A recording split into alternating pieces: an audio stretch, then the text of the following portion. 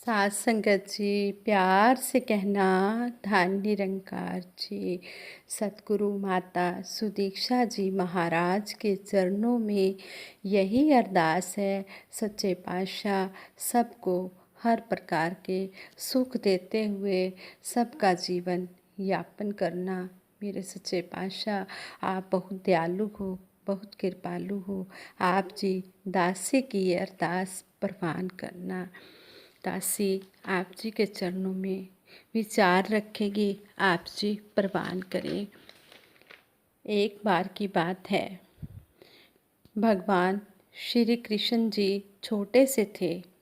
दासी ने ये विचार सुने हैं और दासी आप जी से ये साझा कर रही है। भगवान श्री कृष्ण जी छोटे से थे और यशोदा माता के आंगन में खेल रहे थे। आंगन में अकेले ही खेल रहे थे।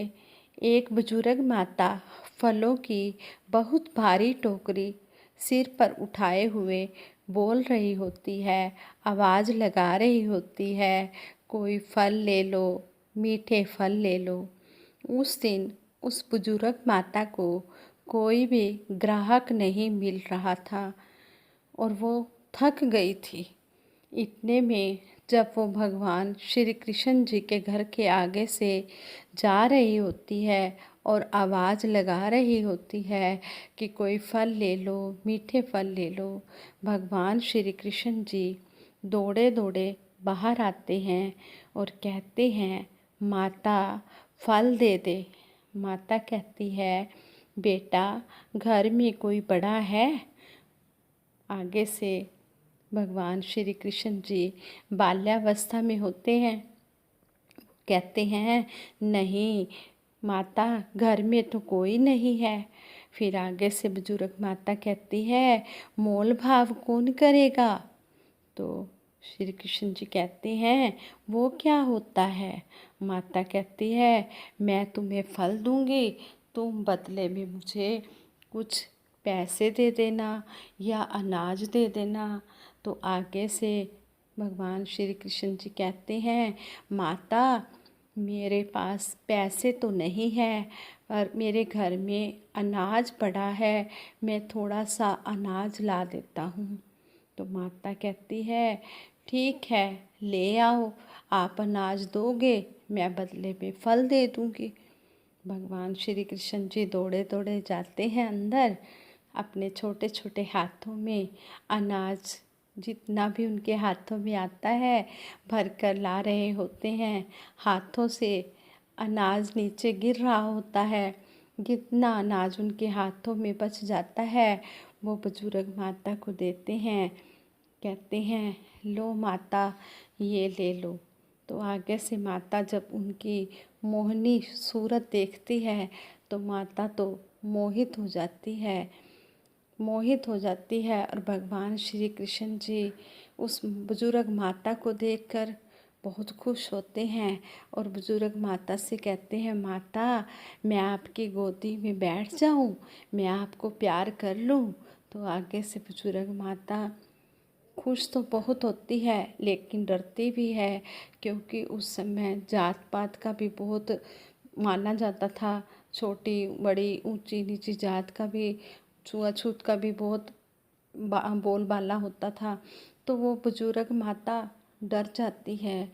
वो कहती है कि हाय कैसे बिठाऊं मैं, अगर कोई आ गया तो मेरे से लड़ेगा।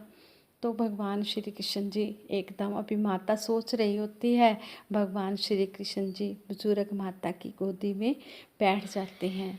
जब बैठ जाते हैं तो माता बड़ी खुश होती है। माता इतनी खुश होती है कि जैसे मुझे तो सारी दुनिया की खुशियाँ ही मिल गई। तो माता क्या करती है, फलों की पूरी टोकरी ही भगवान श्री कृष्ण जी को दे देती है। जब फलों की टोकरी देती है और वो जो अनाज के 20-25 दाने जो भी बच जाते हैं वो अपनी टोकरी में रख लेती है और कपड़े में बांधकर अपने घर जा रही होती है। खुशी खुशी कहती है कि मन में कह रही होती है, आज तो बहुत अच्छा सौदा हो गया, आज तो बहुत ही मैं खुश हूँ, आज तो पता नहीं मुझे तो दोनों जहानों की जैसे खुशियाँ ही मिल गई।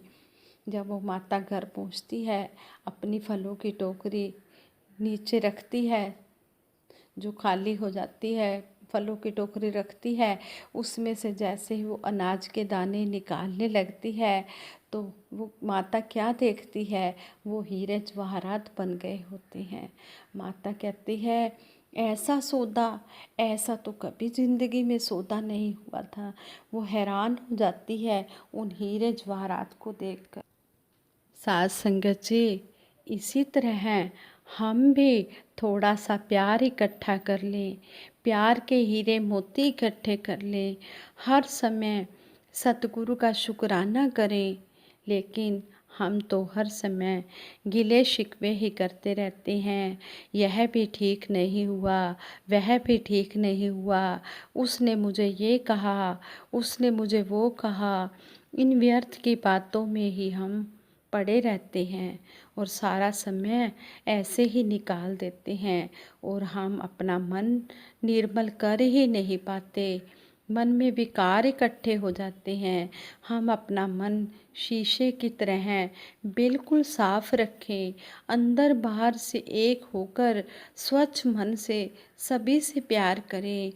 संपूर्ण अवतार वाणी में शहंशाह जी ने भी कहा है, इक नू जान के खटखटे अंदर सबना दे नाल प्यार करो, सोने को जी हर एक शै चों हरि दा ही दीदार करो। हर एक के अंदर इस सतगुरु निरंकार का ही हमने दीदार करना है। हर एक के अंदर हर एक से हमने प्यार करना है। ये हमें वक्त के पैगंबर सिखा रहे हैं। ऐसे ही एक बार नारद मुनि ने भगवान जी से पूछा, भगवान जी आप कैसे मिलते हो? कोई चारों कुंभ मेले करे, जीवन में कर ले तब मिलते हो? कोई चारों कुंभ मेले जीवन में कर ले तब मिलते हो? भगवान ने कहा, चाहे कोई सारी उम्र कुंभ के मेले में ही बैठा रहे, मैं तब भी नहीं मिलता। कोई मालाएं फेर ले तब मिलते हो। भगवान कहते हैं, चाहे कोई सारी जिंदगी माला ही पकड़ कर बैठा रहे, मैं तब भी नहीं मिलता। फिर अगर कोई 108 चक्कर काट ले मंदिर के इर्द गिर्द तब मिलते हो। भगवान कहते हैं, 108 चक्कर तो क्या, कोई सारी उम्र भी मंदिर के इर्द गिर्द चक्कर काटता रहे, मैं तब भी नहीं मिलता। फिर भगवान आप कैसे मिलते हो? भगवान कहते हैं, निर्मल मन जन मोहि भावा, छल कपट छितर न भावा। अर्थात जिनका मन शुद्ध होता है, साफ होता है, मैं उन्हें मिलता हूँ। मुझे ये छल कपट बिल्कुल भी अच्छा नहीं लगता, जो अंदर से कुछ और बाहर से कुछ, अंदरों बाहरों इक्को होइए, ताए रब परवान करे, कहे अवतार ए भोले भाई, बंदे दा कल्याण करे। भोले भाव रीझे रघुराई, ये भोले भाले भक्तों पर ही सतगुरु निरंकार खुश होता है। चतुर चलाकियों करके कदे रिझाया जा नहीं सकदा, बेड़ी दे विच वट्टे पाके बन्ने लाया जा नहीं सकता। इस सतगुरु निरंकार को चतुर चालाक बंदे अच्छे नहीं लगते, इसको तो भोले भाले ही अच्छे लगते हैं, जो अंदर बाहर से शुद्ध होकर साफ होकर इस दर पर आते हैं। ये सतगुरु सब कुछ कर सकता है, समर्थ है। जब किसी के ऊपर मेहरबान होता है तो उसको अपनी शरण में ले लेता है। सतगुरु अपने सिखां दे दिल शीशे वांगू साफ करे। सतगुर अपने सिखां दे कुल भले बुरे नू माफ़ करे। हम अंदर बाहर से एक होकर सतगुरु की शरण में आए और हर एक संत का अंदर बाहर से मन साफ करके आदर सत्कार करें। हम अंदर बाहर से अपना मन साफ करके हर एक संत का आदर सत्कार करें। अंदरों होर ना हुआ ते बाहरों होर ना हुआ, अंदरों चोर ना हुआ ते बाहरों साध ना हुआ। हम ऐसे ना हो कि अंदर से कुछ और बाहर से कुछ है। जैसे एक गरीब परिवार था, उसके घर में कुछ मेहमान आ रहे थे, तो पत्नी अपने पति से कहती है, मेहमान आ रहे हैं, घर में कुछ भी नहीं है, आप जी पास के बनिए के दुकान से कुछ उधार सामान ले आओ। तो मेहमान आएंगे, बच्चों को 5-10 रुपए कुछ तो देकर जाएंगे। हम फिर वो जो रुपए दे जाएंगे वो दुकानदार को दे देंगे। अभी तो आप उधार ही कुछ थोड़ा बहुत सामान ले आओ। पति कहने लगा, तेरा विचार तो ठीक है, तेरा सुझाव तो ठीक है। वो पास वाली दुकान से उधार सामान ले आया। मेहमान आ गए, उन्हें चाय पानी पिलाया। जब वह जाने लगे, वे गेट के पास पहुँचे, उन्हें कुछ याद आया कि हमने इनके बच्चों को तो कुछ दिया ही नहीं। फिर वो वापस आए, बच्चे को कुछ रुपए देने लगे। वह बच्चा लेने से इनकार कर रहा था, तो वो पति पत्नी देख रहे हैं कि यह बच्चा रुपए ले ही नहीं रहा, बार बार मना कर रहा है। वो अपने बच्चे से कहते हैं, ले ले बेटा, मेहमान तो भगवान का रूप होते हैं। वो बच्चा कहता है, कैसे ले लूं? आप तो कहते थे मेहमान 5-10 रुपए देकर जाएंगे, लेकिन ये तो 2 रुपए ही दे रहे हैं। कहने का भाव, हमारा भी ये भोलापन बच्चे की तरह ही होना चाहिए कि मैं अंदरों होर ना हुआ ते बाहरों होर ना हुआ। साध संगत जी, यह जीवन बड़ा कीमती मिला है। सारे साधन भी दातार ने दिए हैं, गाड़ियाँ, मोटरसाइकिलें, बंगले, कोठियाँ, सब कुछ इस सतगुरु निरंकार ने दिया है। घरों में एसी, कूलर सभी कुछ हैं। गर्मी में हम आराम से बैठकर सिमरन, सत्संग, सेवा कर सकते हैं। कहने का भाव, ये सारे सुख हमें सतगुरु निरंकार ने बख्शे हैं। हम हर समय इसका शुक्राना करें।